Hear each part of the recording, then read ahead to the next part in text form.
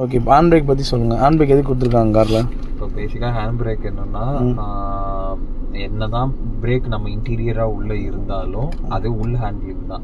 But outer handling, அதாவது நம்ம காரை விட்டு வெளியே போகிறோம், அந்த இடத்துல கார் அன்னெசரியாக மூவ் ஆகக்கூடாது அப்படிங்கிற பாயிண்ட்ல சேஃப்டி பர்பஸ்க்காக தான் ஹேண்ட் பிரேக் மெயினாக யூஸ் ஆகுது. Okay. So hand brake lock அப்படிங்கிறது வந்து ஜஸ்ட் லைக் தட் அப்படியே டோட்டலாக ரிலீஸ் பண்ணா, அதாவது மேலே கூடிய ஏற்றுனா அந்த பல்லில் ஆட்டோமேட்டிக்காக லாக் ஆகிடும். ஓகே. இப்போ ரிலீஸ் பண்ணணும்னா லைட்டாக ஒரு பிஞ்ச் ஏற்றிட்டு அதுக்கப்புறம் பட்டனை ப்ரெஸ், ஹேண்ட் பட்டன் ரிலீஸ் பட்டனை ப்ரெஸ் பண்ணிட்டு அதுக்கப்புறம் ரிலீஸ் பண்ணால் இதாகும். அதுக்கான இண்டிகேஷனும் போர்ட் லாக் ஆயிருக்கா இல்லையாங்கிறது நம்ம கிளஸ்டர்ல டிஸ்பிளே ஆகும்.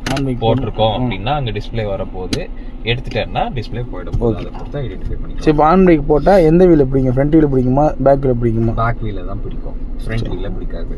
So okay. ஆக்சுவலாக உங்கள் காரில் வந்து ஆட்டோமேட்டிக் கார் தான். பார்க்கிங் மோட் இருக்கும்போது ஆட்டோமேட்டிக்காக வண்டி மூவ் ஆகுது, அதுலேயே லாக் ஆகி நிற்க போகுது. எதுக்கு ஹேண்ட் பிரேக் கொடுத்துருக்காங்க? அது வந்து